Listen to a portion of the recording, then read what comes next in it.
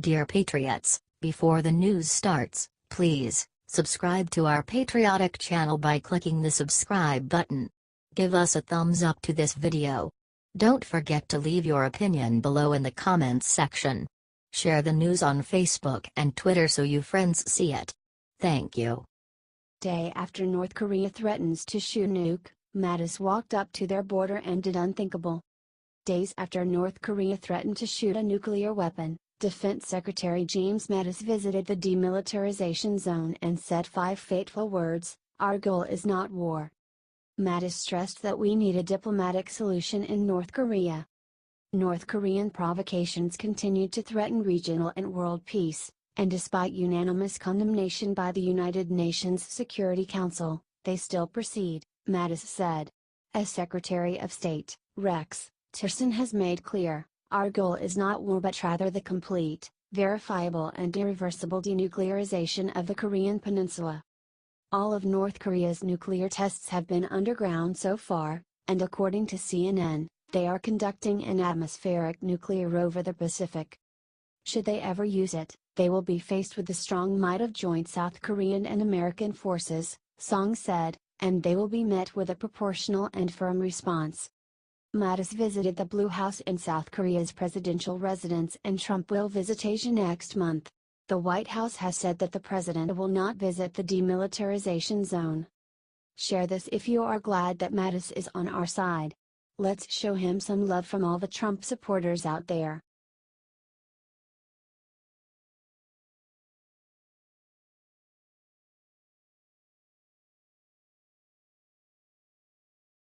What Trump just did to our economy will leave Obama crying in jealous anger.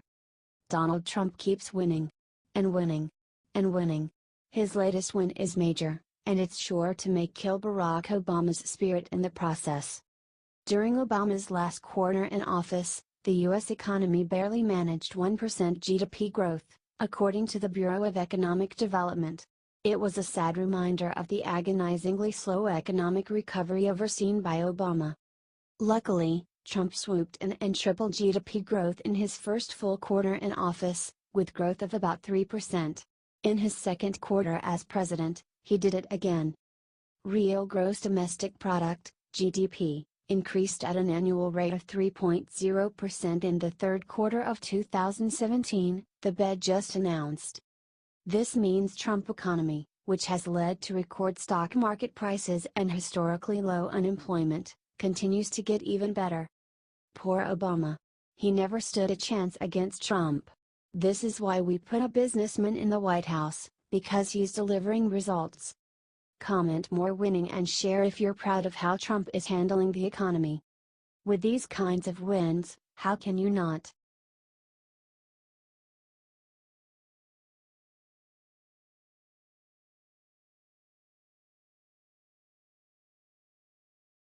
Cecile Richards gets smart about Trump on Twitter, Ben Shapiro instantly annihilates her. Planned Parenthood CEO Cecile Richards got smart about the Trump administration on Twitter Thursday evening, and Ben Shapiro was having absolutely none of it.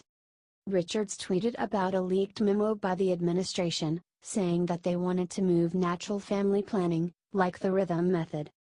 She went on. "You know what we call people who practice the rhythm method? Parents. Oh, Mother of God, parents? So is that what happens when you have sex?"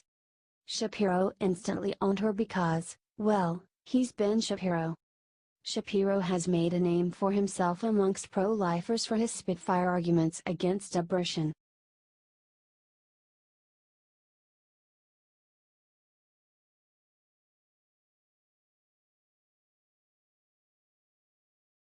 After Anna Wintour bans Trump from Met Gala, Kim Kardashian makes her eat her words.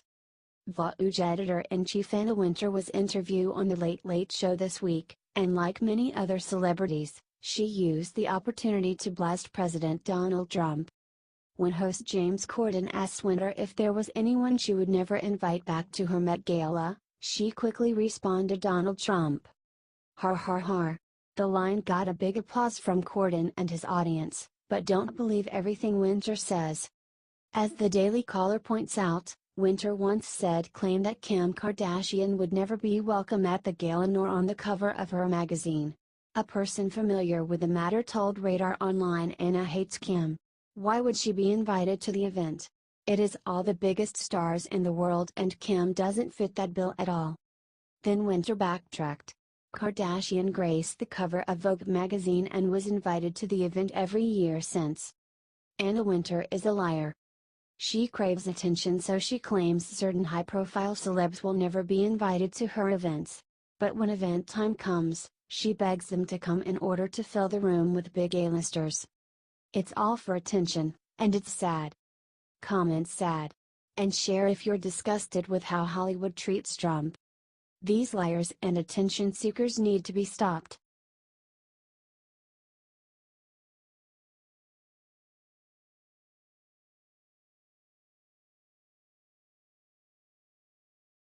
Houston Texans owner discovers brutally honest way to humiliate anti-flag NFL players.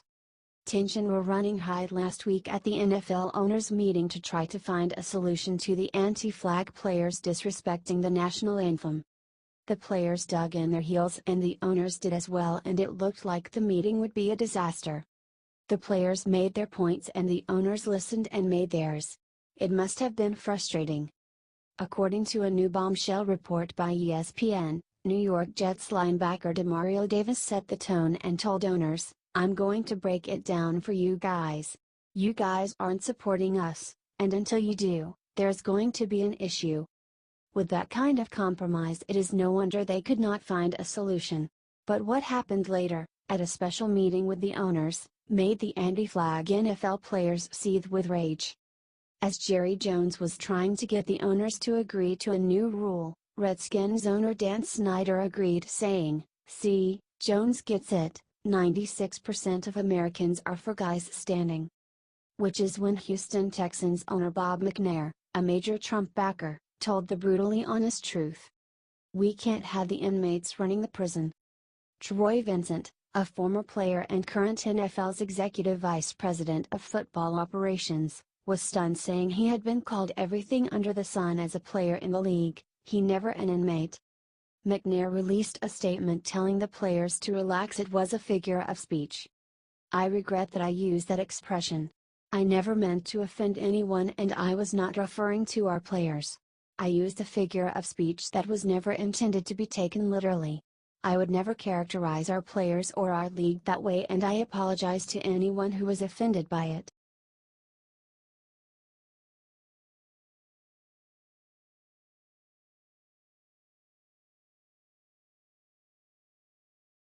Mike Pence sets internet on fire, exposes one thing that will stain Obama's legacy forever. Vice President Mike Pence delivered a stinging rebuke of the corrupt UN bureaucrats and President Obama who enabled them. And then he shamed Obama and left another stain on his failed legacy by announcing a massive new shift in the way the United States will hand out aid we give to the rest of the world, especially to persecuted Christians. "We are by far the most generous nation in the history of the world. And for too long have we let corrupt bureaucrats handle our aid packages. So Trump decided to do something about it." According to Breitbart, Mike Pence just announced to Christian leaders a massive change from Obama's failures, and left a big black mark on his legacy. He said that President Trump has mandated that the U.S. State Department stop relying on the United Nations to provide humanitarian aid to persecuted religious minorities in the Middle East fighting against the onslaught of radical Islam. Pence ripped the UN, saying, "We will no longer rely on the United Nations alone to assist persecuted Christians and minorities in the wake of genocide and the atrocities of terrorist groups. Our fellow Christians and all who are persecuted in the Middle East should not have to rely on multinational institutions when America can help them directly." Then he fired the shot heard round the Christian world. "And from this day forward, America will provide support directly to persecuted communities through U.S. aid. The United States will work hand in hand from this day forward with faith-based groups and private organizations to help those who are persecuted for their faith." Then he shamed Obama in the worst way. "This is the moment," Pence said, "now is the time, and America will support these people in their hour of need. Let me assure you tonight, President Trump and I see these crimes for what they are, vile acts of persecution animated by hatred for Christians and the gospel of Christ. And so too does this president know who and what has perpetrated these crimes, and he calls them by name, radical Islamic terrorists.